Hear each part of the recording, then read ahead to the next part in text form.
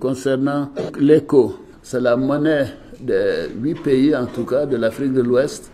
Et déjà en 2017, les chefs d'État de l'Afrique de l'Ouest m'ont confié la présidence de la conférence des chefs d'État de l'Union économique et monétaire ouest-africaine. Et c'est à partir de 2017 que j'ai commencé la discussion avec le président Macron pour lui dire que nous voulons une évolution de l'accord monétaire que nous avons avec la France. Donc c'est une décision des Africains. Bien évidemment, ce sont des choses qui demandent des discussions entre les techniciens, mais nous, notre vision était très claire. Nous sommes engagés vers une monnaie ouest-africaine qui s'appelle l'éco. Nous avons donc commencé les transformations nécessaires à nos relations avec la France pour aller vers l'éco. Alors, les décisions que nous avons arrêtées, qui ont été annoncées en présence du président Macron, c'est des décisions des chefs d'État de l'UEMOA que j'avais vues au préalable le 3 décembre à Dakar et qui m'ont autorisé à prendre ces décisions que j'ai signées en leur nom.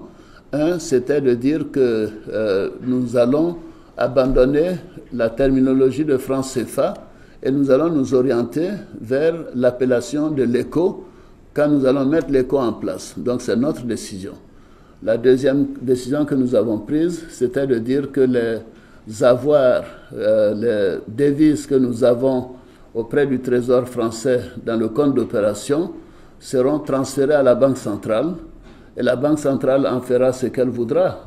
Elle peut placer une partie à la Banque d'Angleterre, à la Banque du Canada, à la Banque de France, ailleurs, mais ces réserves ne seront plus au Trésor français et le compte d'opération sera fermé.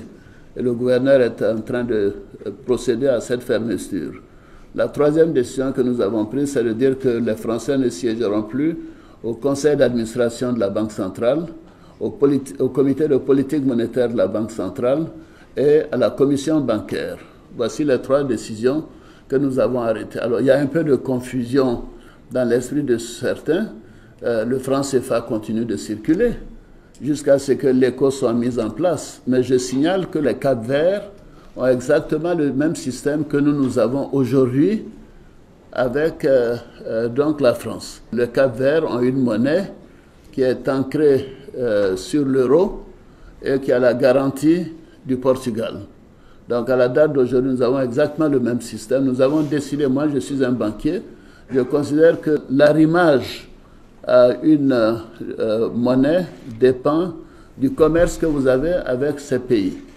Pour le moment, parce que nous sommes des pays agricoles et notre commerce est avec l'Union européenne, nous sommes mis d'accord, les chefs d'État, que nous continuions la fixité, l'arrimage à l'euro. Parce que c'est ça qui est dans notre intérêt. Si nous étions tous des pays pétroliers, peut-être que nous aurions arrimé notre monnaie au dollar, comme le fait l'Arabie saoudite. Les gens oublient cela, l'Arabie saoudite c'est 10 fois l'UEMOA, mais leur monnaie est arrimée au dollar, parce qu'ils exportent le pétrole essentiellement vers les États-Unis. Nos importations vont vers l'Europe, les produits agricoles, cacao, café, etc. Donc nous nous arrimons à l'euro.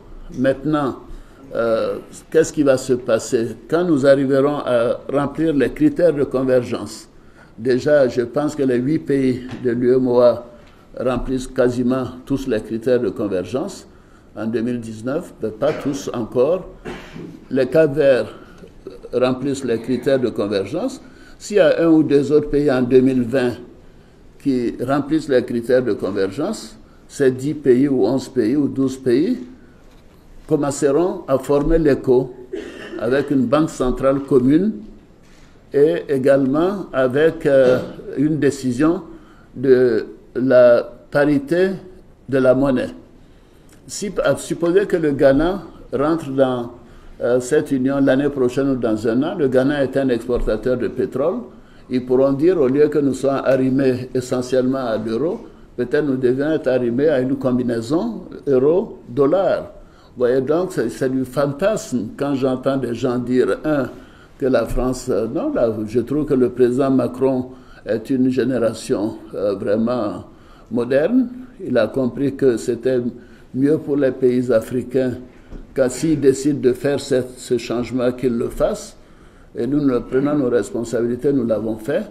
Et la France, nous continuons de demander la garantie de la France parce que pour notre monnaie, pour la stabilité des marchés. Et depuis que nous avons pris cette décision, vous voyez le marché de Londres, de New York ou de Paris, ça n'a pas bougé. Les taux d'intérêt sur le franc CFA à moyen et long terme, le taux d'intérêt sur notre dette, ça n'a pas bougé.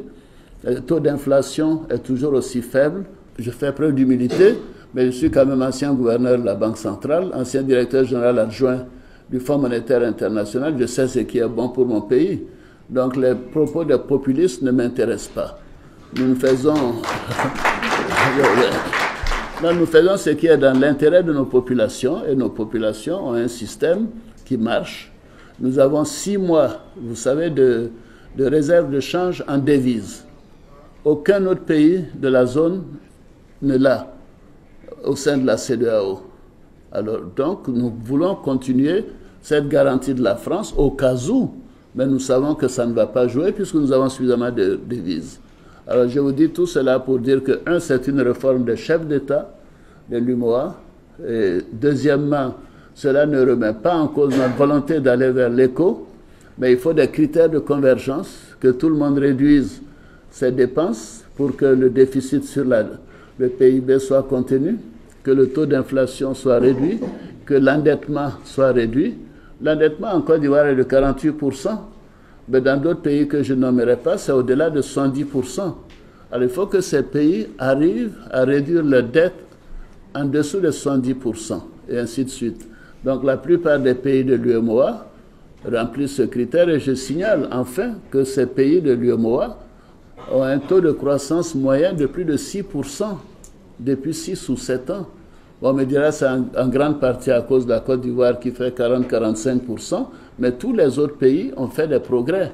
C'est-à-dire que la politique monétaire est bien menée, elle est bien gérée, les politiques structurelles, macroéconomiques sont également donc confortables. Voilà, donc je tiens vraiment à faire cette prévision, c'est notre décision, et nous allons vers l'éco.